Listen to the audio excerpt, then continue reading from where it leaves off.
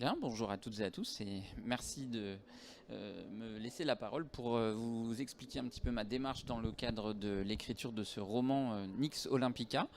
Je vais d'abord me présenter. Donc, je suis Nicolas Beck, je travaille à l'Université de Lorraine à Nancy et je suis directeur de la vie universitaire et de la culture. Et derrière cette fonction se cache aussi, en lien avec le livre, donc une activité de médiation scientifique, puisque dans mon activité du quotidien, je travaille avec des chercheurs dans toutes les disciplines pour les amener à travailler sur la vulgarisation de leurs recherches. Donc l'idée, c'est vraiment de les former, de les accompagner pour qu'ils puissent être eux-mêmes en capacité de présenter leur activité de recherche à un public très large, y compris à du très jeune public. Donc la médiation scientifique, c'est ce qui m'a attiré depuis très très longtemps.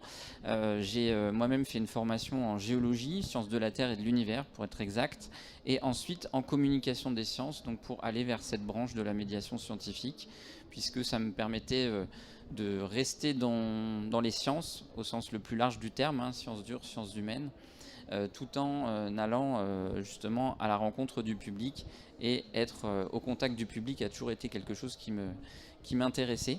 Donc j'ai franchi le pas en faisant mon métier depuis voilà, plus d'une quinzaine d'années maintenant à l'Université de Lorraine. Alors, pour revenir au livre, justement, c'est aussi quelque chose qui est complètement cohérent avec cette démarche, puisque à la fois, comme je vous l'ai dit, donc les sciences de l'univers font partie d'un sujet qui m'intéressait, et aussi dans le domaine de la géologie, la formation des planètes, l'histoire de la Terre en particulier, était quelque chose qui m'attirait depuis vraiment très longtemps. Et donc, dans la démarche de médiation scientifique, ce qui m'intéressait aussi, c'est de proposer finalement des formes un petit peu nouvelles de rencontres avec le public. Et en cela, le livre m'apparaissait vraiment une opportunité intéressante. Alors, on connaît tous des livres, on en a ici à Scientilivre un peu partout, des livres de vulgarisation sur des sujets de science qui sont des documentaires, voilà, plus ou moins illustrés par différents auteurs. Donc ça, c'est l'objet livre classique, j'allais dire, tel qu'on a l'habitude de l'entendre. Et voilà, j'ai voulu aller dans une démarche un petit peu différente, proposer à travers de la fiction, donc à travers un roman, amener la possibilité au lecteur de s'interroger sur des sujets de science. Donc en cela, on va classer Nix Olympica dans la catégorie des romans d'anticipation scientifique. Anticipation, pourquoi? Parce que, comme je vais vous l'expliquer dans quelques temps, donc ce roman parle d'un voyage vers Mars en 2037, et donc roman scientifique, puisque voilà, on est dans de la science-fiction, mais on est aussi sur un contenu scientifique qui a été voilà, qui s'appuie sur des connaissances actuelles, sur un travail qui est fait avec des chercheurs, qui a été aussi relu par des chercheurs sur les parties un petit peu complexes, puisque je me suis appuyé sur leur travail pour pouvoir leur proposer du contenu scientifique tout à fait crédible. Donc j'en arrive justement à présenter un petit peu mon travail d'écriture. Alors pourquoi je me suis lancé là-dedans? Alors je vais juste faire une petite parenthèse pour expliquer aussi, voilà, je parlais de vulgarisation, donc Nix Olympica, c'est mon deuxième livre. En réalité, j'en ai écrit un premier qui n'a rien à voir et qui n'est pas du tout destiné au grand public. C'est un livre plus technique, celui-là, destiné justement à des doctorants et des chercheurs, sur la façon de vulgariser les sciences, les façons de vulgariser les sciences. Donc un livre qui est sorti en 2017 aux éditions Quae. Donc j'avais jamais écrit de roman avant Nix Olympica. Donc pour revenir à l'écriture de cet ouvrage, c'est vrai que je ne savais pas vraiment comment faire. Alors à un moment donné, on se dit, allez, on se lance, on ouvre l'ordinateur, on a des idées, on commence à écrire un petit peu au kilomètre, comme on dit, en essayant de voir un petit peu jusqu'où on ira. Et c'est toujours un défi assez intéressant, parce que c'est vrai que quand on commence, on ne sait pas si on ira jusqu'au bout, on ne sait pas l'épaisseur que ça pourra éventuellement avoir. C'est quelque chose d'assez particulier. Et j'avoue que c'était un vrai défi pour moi de me dire que j'irai jusqu'au bout de cette aventure d'écriture dans tous les cas, que je rencontre un éditeur ou non. J'ai donc rencontré l'éditeur après avoir écrit quasiment la totalité du livre, hein. J'avais pas une commande ou en tout cas un travail préalable qui avait été effectué. Donc j'ai écrit et puis ça a duré pendant un certain temps et à un moment donné je me suis arrêté arrêté pourquoi? Parce que j'avais besoin justement de prendre de la hauteur sur le contenu, sur la narration, sur les personnages, sur la structure du roman, parce que c'est là qu'on s'aperçoit que justement c'est un vrai travail et c'est quelque chose qui n'est pas du tout inné, même si on aime écrire. Moi j'écris beaucoup pour des magazines comme celui-ci, qui est un magazine de vulgarisation qui s'appelle Cosinus. Donc c'est des articles, quelquefois de plusieurs pages, mais ça reste extrêmement court. Donc on s'y perd pas trop quand on est dans l'écriture de ce style d'articles de vulgarisation. Dans un roman, bien évidemment, quand au bout de quelques semaines, voilà, on reparle d'un personnage qu'on a inventé quelques temps plus tôt, bah, des fois on peut vraiment faire des incohérences finalement assez fortes, ne serait-ce que sur un descriptif physique ou sur quelque chose qui arrive et qui n'était pas du tout cohérent avec ce qui avait été écrit au préalable. Donc vraiment besoin de prendre de la hauteur et de travailler sur voilà, un plan extrêmement détaillé, des fiches comme on les voit ici, j'en ai mis une partie, des fiches sur chaque personnage pour justement récolter toutes les informations que je mettais au fur et à mesure du livre pour être cohérent avec ces personnages et vraiment m'imprégner de ces personnages en arrivant à en faire quelque chose d'assez abouti. Et ce que vous voyez en couleur ici, c'est un plan, puisque donc le pitch du livre, c'est donc ce vol vers Mars en 2037, et tout se passe dans ce vaisseau qui part pour 6 mois de voyage avec 5 astronautes à bord. Donc c'est le lieu dans lequel il se passe un certain nombre de choses, et les astronautes, un petit peu comme dans la station spatiale aujourd'hui, se déplacent d'un endroit à l'autre. Il y a une partie habitation, une partie cuisine, une partie pour le sport, une partie plus scientifique réservée à des expériences, une partie technique sur la partie pilotage, etc. Donc il fallait aussi que je m'imprègne de ce vaisseau pour pas non plus être complètement perdu. Il fallait que je sois dedans. Et c'était là toute la difficulté aussi, justement, quand j'avais pas encore réalisé ce plan. Donc vraiment, cette étape a été importante pour moi, d'être dans une logique de réappropriation du contenu, finalement, afin de pouvoir aller jusqu'au bout du travail. Et ce qu'on voit à gauche, c'est simplement un exemple d'aller-retour qu'il y a eu ensuite avec l'éditeur sur les parties correction de texte, puisque sur l'écriture, donc comme je vous l'ai dit tout à l'heure, moi j'ai fourni une première version de mon texte à un certain nombre d'éditeurs. Il se trouve que Lucas Édition, qui m'a édité, voilà, a été une rencontre vraiment très opportune, puisque eux venaient de se positionner sur ce secteur de la vulgarisation scientifique à travers la fiction. Donc c'était vraiment une opportunité intéressante pour eux aussi de traiter ce sujet qu'ils n'avaient pas encore traité. Et ça, voilà, ça m'a permis donc de leur soumettre mon texte. Et c'est un vrai travail d'édition professionnelle qui a été fait par la suite. Il y a un accompagnement vraiment important. Et je les remercie au passage d'ailleurs, puisque, encore une fois, étant auteur de mon premier roman, j'avais aussi besoin d'accompagnement sur vraiment des choses qui nécessitaient d'être un peu plus abouties que ce que j'avais fait jusque-là. Alors, dans les corrections que propose un éditeur, bon, évidemment, il peut y avoir des petites coquilles, des incohérences, des choses assez faciles à corriger. Mais des fois, on vous fait un retour en disant, bon, ben, il faut donner un peu plus de substance à un personnage, par exemple.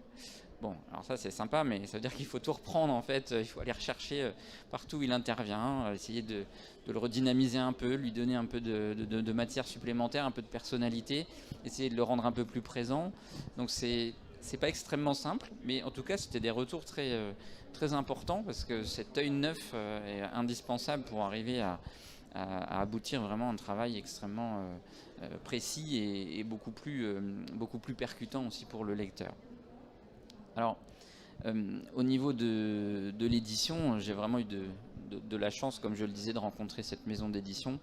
Et le travail d'accompagnement a duré entre 6 et 8 mois à peu près, avec beaucoup d'allers-retours, deux correctrices au niveau de la maison d'édition, et puis une série d'allers-retours comme ça qui a permis de finaliser le texte. Le tout étant un travail d'à peu près 3 ans, entre le premier jour où je me suis lancé à écrire et la sortie du livre.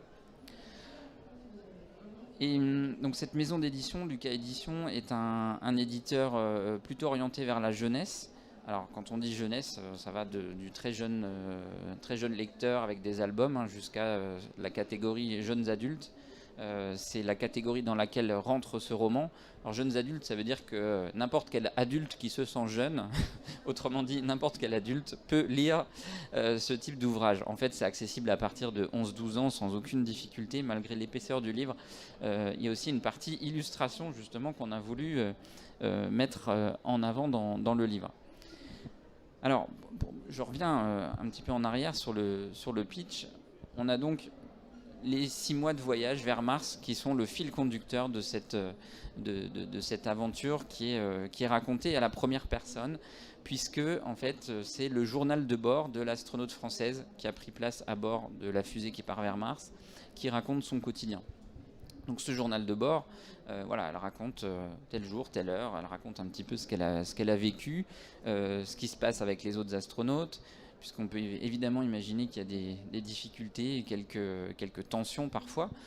Si vous ou si nous partions à 4 ou 5 dans une sorte de boîte de conserve pour un voyage de 6 mois, on a tous vécu un confinement plus ou moins difficile, mais en tout cas c'est encore puissance 1000, hein. Ce serait extrêmement compliqué. Donc des tensions entre les personnages, assez faciles à imaginer par ce type de relation entre les astronautes.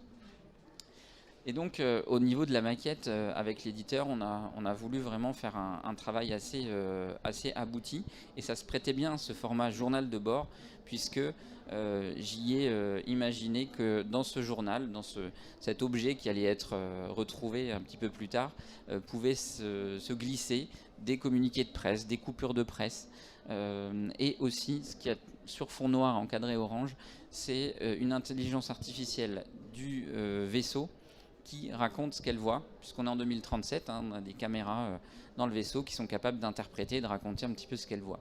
Alors c'est aussi un clin d'œil à l'observation à distance finalement par les protagonistes qui sont cette fois sur Terre et qui peuvent surveiller un petit peu ce qui se passe dans le vaisseau. Donc c'est un clin d'œil aussi à cette surveillance des astronautes. Mais finalement, c'était d'un point de vue narration extrêmement important pour moi et intéressant, parce que ça me permettait d'apporter justement autre chose que ce point de vue à la première personne de l'astronaute française. Donc c'était aussi un exercice de style de jongler un petit peu entre les deux. Donc le résultat, c'est finalement cette collection d'extraits et puis de morceaux de journal de bord qui en fait un ouvrage complet, et qui à la lecture permet d'avoir une diversité de points de vue, et en même temps, puisque je le disais tout à l'heure, c'est un roman aussi de vulgarisation scientifique, d'apporter un certain nombre d'informations sur l'exploration martienne, sur Mars, sur la vie dans l'espace, etc. Des aspects un peu plus historiques, un peu plus scientifiques. Donc différents points de vue qui permettaient d'être ajoutés artificiellement finalement, mais assez facilement en relation avec le scénario, pour que puissent être abordées différentes notions. Ça, c'était ma démarche initiale, comme je vous l'expliquais.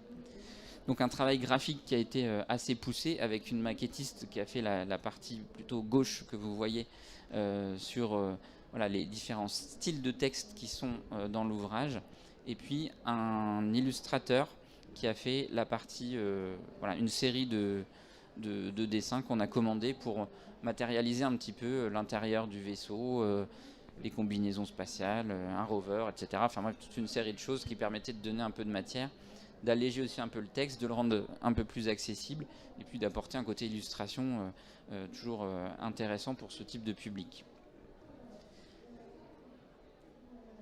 En complément, donc, il y a eu un travail sur la couverture, donc, qui se fait en parallèle, puisque évidemment à un moment donné on arrive à l'étape où il va falloir choisir définitivement un titre et une couverture. Donc l'importance de créer un univers dans lequel on se plonge directement. C'est vrai qu'en voyant la couverture, à moins d'être vraiment peu familier avec ce domaine-là, on sait à peu près de quoi ça va parler, hein. On est dans les tons qui vont bien avec l'univers martien. On voit une fusée, on voit tout de suite à peu près de quoi ça va causer. Donc sur le papier, on décrit à un illustrateur potentiel ce qu'on aimerait avoir. Et puis en l'occurrence, là c'est un illustrateur canadien qui avait déjà produit des choses avec ce style de patte graphique qui nous intéressait. et qui a donc accepté de faire cette couverture. Et donc vous avez ici quelques étapes, des brouillons qui nous avaient communiqués. Alors il y en a eu d'autres, il y en a eu beaucoup plus, mais ça nous avait permis d'avoir assez rapidement un coup d'œil assez réaliste du résultat qu'on pouvait obtenir sur la couverture. Et donc jusqu'à la mise en couleur et puis au complément qu'on a sur l'ensemble des informations qu'on met sur à la fois la couverture, la tranche et la quatrième de couverture. Voilà. Alors, comme je le disais tout à l'heure, moi j'ai un profil vraiment orienté vers la médiation scientifique. Et donc, dès le départ, j'avais imaginé toute une série de choses qui allaient pouvoir agrémenter, on va dire, le livre. En tout cas, je voulais pas en faire un objet qui n'existe qu'en bibliothèque, en librairie, et puis qui vit tout seul. Parce que c'est pas comme ça que je conçois, en tout cas, l'écriture d'un livre. Ça, c'est un point de vue très personnel. Et donc, je vais vous décrire quelques actions de médiation, ou en tout cas quelques expériences que j'ai pu avoir avec différents types de publics depuis la sortie du livre. Et je vais commencer par quelqu'un qui est avec nous et qui pourra témoigner aussi, avec cet exemple où l'année dernière, donc, un groupe de 3 lycéens du lycée de Toulouse-Lautrec de Toulouse, c'est bien ça, se sont emparés du livre avec l'accompagnement de Frédéric ici présent, donc chercheur dans le domaine de l'astrophysique, pour s'emparer du contenu du livre, on va dire, et aller un petit peu l'éplucher, le regarder à la loupe et regarder ce qui était réaliste dans le roman d'un point de vue scientifique. Alors ils ont fait un travail exceptionnel. Voilà, on a eu l'occasion d'échanger en visio pour vraiment parler du livre et de la démarche que j'avais. Et eux ont fait, dans le cadre de l'Expo Science 2021, donc une présentation, une restitution de ce travail qu'ils ont effectué sur le contenu du livre pour aller justement creuser un petit peu ce qui était vrai, ce qui était moins plausible ou ce qui en tout cas pouvait poser un certain nombre de questionnements. Et on a eu donc très récemment, puisque ça vient de sortir dans les Cahiers Clairaut, cette publication dont j'ai mis le tout début de l'extrait là, qui reprend l'ensemble du travail qui a été effectué par ces élèves et par Frédéric. Donc merci, en tout cas, j'en profite pour faire des remerciements officiels. Voilà, moi ça m'a beaucoup touché à la fois et impressionné, parce que ce travail d'appropriation du livre, c'est vraiment, j'allais dire une forme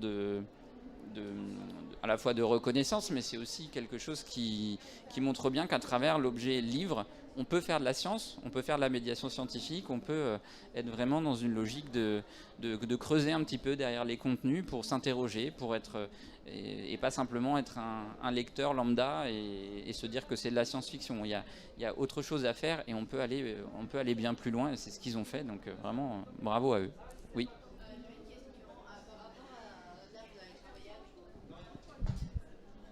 Là, vous avez travaillé avec un lycée, mais est-ce que c'est le lycée qui est venu vous démarcher, qui vous a dit votre livre m'intéresse pour travailler ceci, cela niveau sciences, ou si c'est l'inverse, c'est vous qui allez voir entre les lycées et c'est vous qui avez dit mon livre peut parler de telle thématique par rapport au programme Alors dans ce cas précis, c'est le lycée qui est venu, en tout cas c'est Frédéric, je pense, qui a proposé le livre comme un objet d'étude pour ce groupe de lycéens.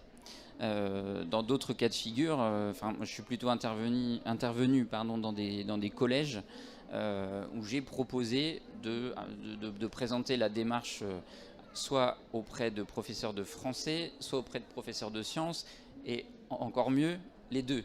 Parce que ça, c'est l'idéal, et c'est pas forcément simple à faire, c'est pas forcément simple à concevoir pour les enseignants aussi.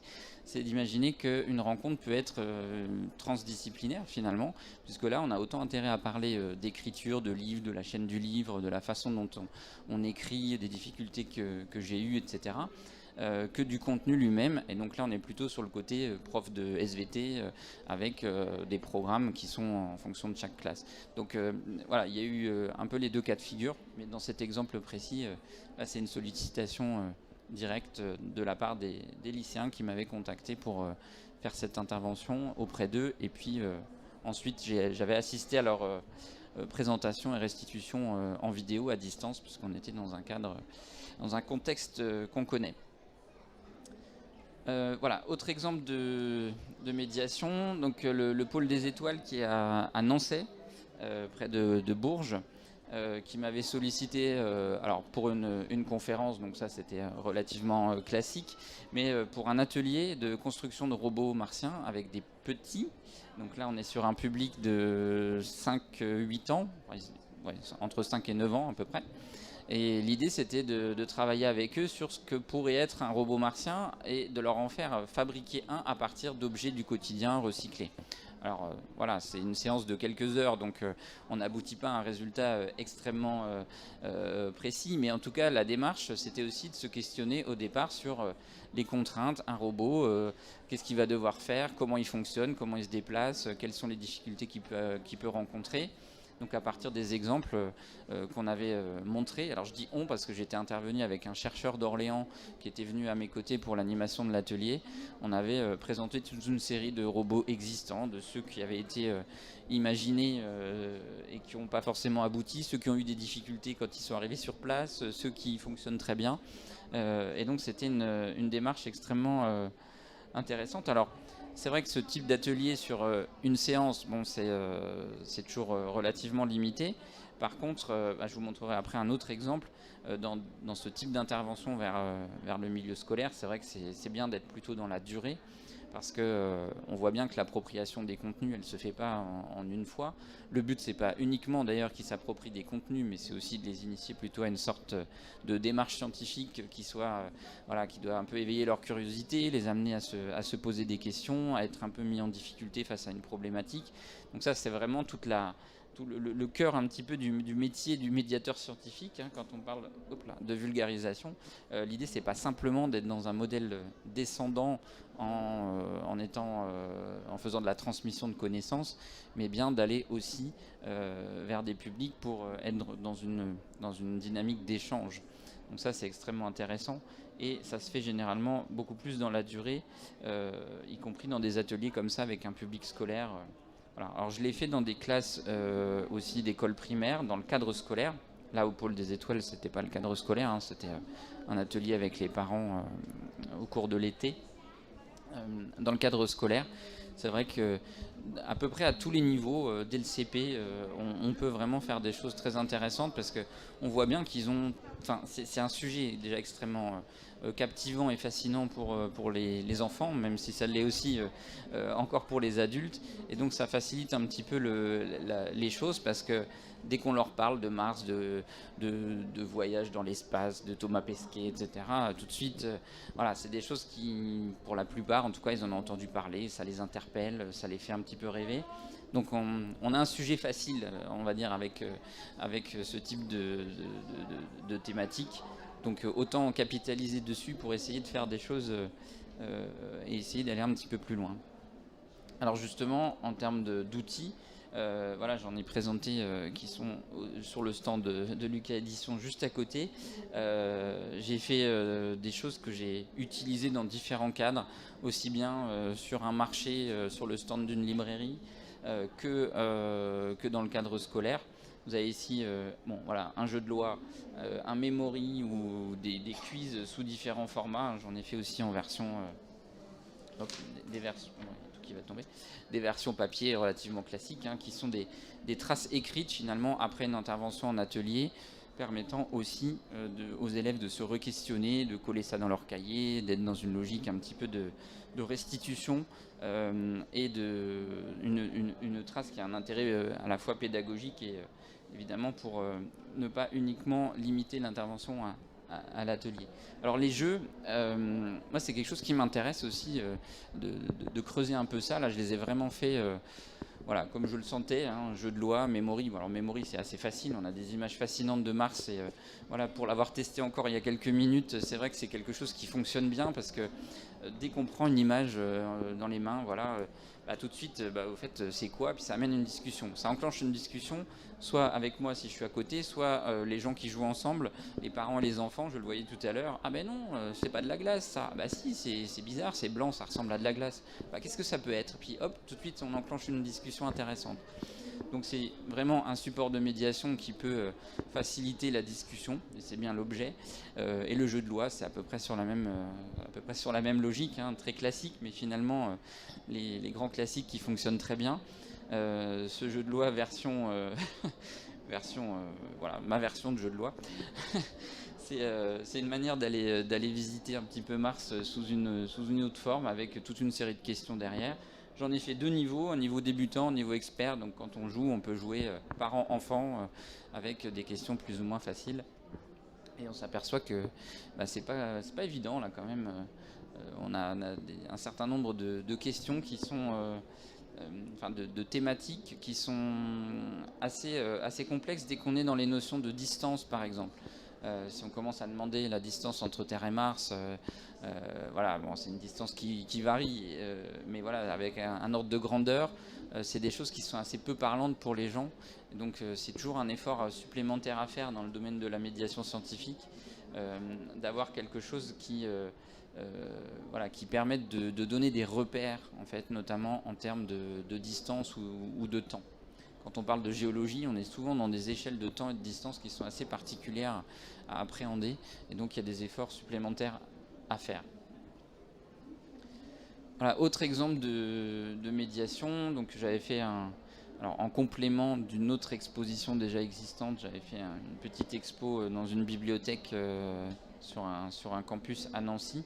Le but là, c'était vraiment aussi d'aller mettre de la science dans une bibliothèque sur un campus lettres et sciences humaines, vers des étudiants qui au départ ne sont pas scientifiques au sens dur, et donc essayer d'aller les interpeller un petit peu sur ces questions. Bon, voilà, après ça fonctionne plus ou moins bien. On essaie de trouver aussi des approches un petit peu originales, mais c'est jamais évident de tomber au bon moment et au bon endroit pour ces étudiants-là. Et à droite, vous avez un exemple d'intervention en bibliothèque. Alors ça, c'est aussi quelque chose que j'aimerais vraiment développer. Le livre, évidemment, s'y prête bien, l'objet livre, hein, pas celui-ci en particulier.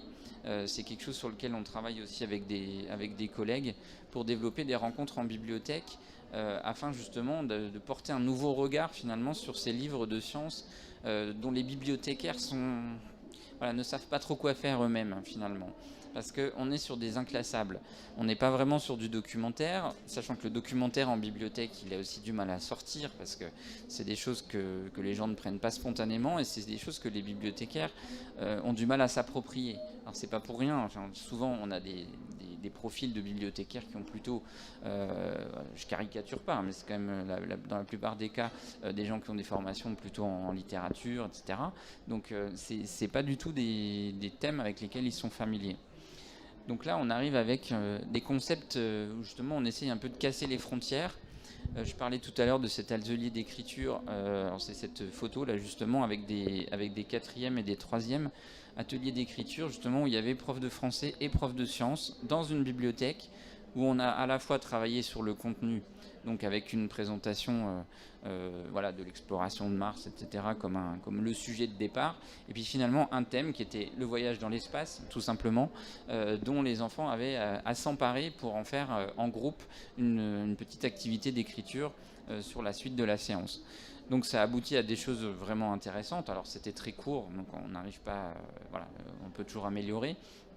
Mais en tout cas, il y a eu un travail aussi de restitution de ces productions par la suite, et les enseignants et les élèves étaient ravis, parce que justement ils ont peu l'occasion, c'est vraiment un témoignage fort, d'avoir l'occasion de travailler justement en transdisciplinaire comme ça, surtout entre français et sciences. Donc c'était une opportunité intéressante, et c'est des choses qu'on souhaite continuer à faire. Je vais essayer de faire ça. Là, j'ai un contact aussi dans une école primaire pour faire ça avec des CM2.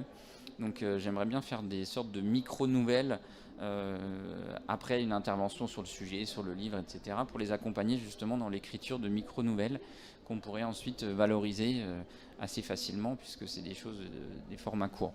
Et encore une fois, c'est des thèmes qui sont assez inspirants, donc ça leur permet de se projeter, d'imaginer des choses. On peut aller dans l'espace avec tout un tas de choses, hein, certainement. Donc là, libre cours à l'imagination. Voilà, autre autre projet en cours, c'est ce projet Proximars qui est porté par le Centre national d'études spatiales et l'association Planète Science. Donc je suis intervenu dans une classe pas plus tard que cette semaine. C'est une classe qui a été accompagnée depuis plusieurs semaines par des animateurs de Planète Science. Alors c'est au niveau de Créteil. Donc c'est des classes un petit peu difficiles au départ. Donc des classes qui sont accompagnées pour construire, le but c'est de construire une base martienne. Donc voilà, ils ont à produire des choses, des objets, voilà, une maquette, quelque chose. Et donc ils ont tous travaillé sur plusieurs séances accompagnés par des animateurs. Et moi j'intervenais en tant que parrain de cette classe. Donc je suis d'abord intervenu en visio pour présenter le livre, ma démarche, etc. Puis une autre fois pour parler plus un peu de contenu. On s'est interrogé sur ce que c'était qu'une base martienne, sur les contraintes qu'il allait y avoir, qu'est-ce qu'il fallait imaginer pour essayer de résoudre ces différentes problématiques. Et puis ensuite ils sont passés sur la partie production, j'allais dire, sur un logiciel avec une imprimante 3D. Et donc on en voit au premier plan à droite, ils ont produit des petits objets qui font partie de leur base martienne. Et donc après, ils vont avoir un travail d'explication aussi à faire pour expliquer voilà, la fonction de chaque bâtiment, comment les choses fonctionnent ensemble, quelles sont les solutions qu'ils ont trouvées à leurs différentes problématiques qui avaient été abordées. Donc ça, c'est quelque chose qui voilà, est une action de médiation dans laquelle il n'y a pas forcément besoin d'un auteur de science-fiction ou de roman, puisque dans d'autres cas, c'était des chercheurs qui étaient parrains de ces classes. Voilà, moi j'ai témoigné évidemment de mon expérience d'écriture et ça leur a, enfin a priori, voilà, ça les a plutôt interpellés. Donc c'était vraiment une expérience intéressante pour moi aussi. Voilà, alors je vous parlais de Cosinus tout à l'heure, ce magazine. En fait, moi aujourd'hui, je continue à écrire sous d'autres formes, hein, des articles pour Cosinus, j'en fais depuis plusieurs années déjà. Donc ça, c'est vraiment des formats courts, voire très courts des fois des dossiers un peu plus longs. Donc ça, c'est un tout autre style d'écriture, mais qui amène aussi à travailler sur des contenus, d'ailleurs parfois plus éloignés de la thématique.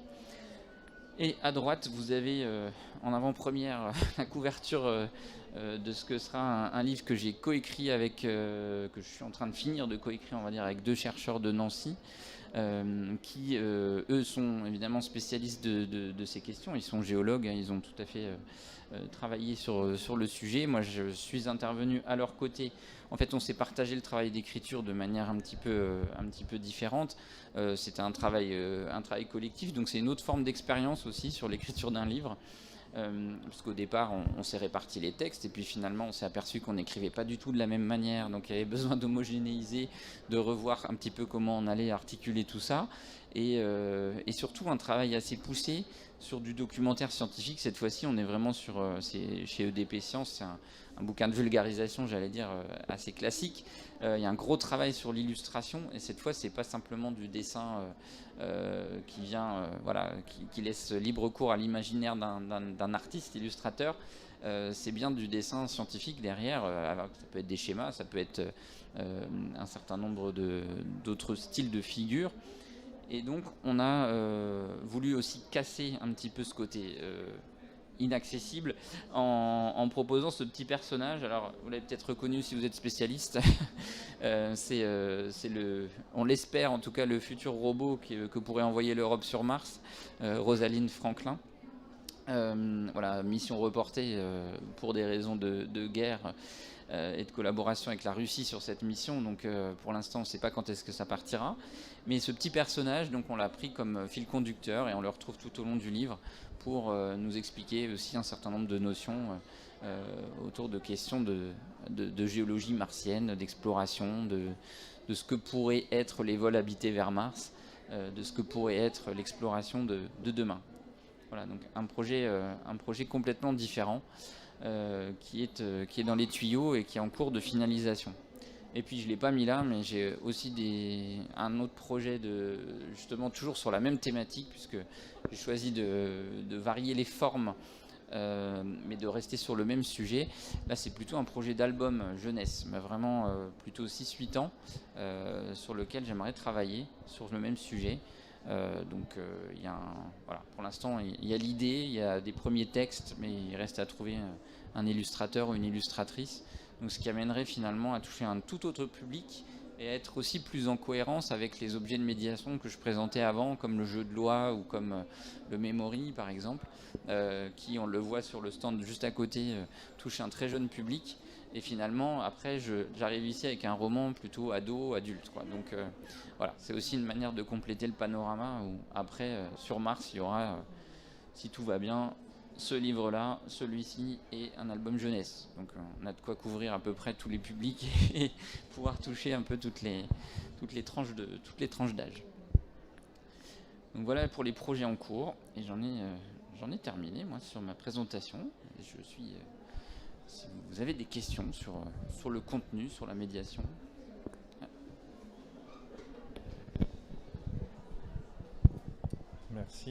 Merci pour toutes ces explications.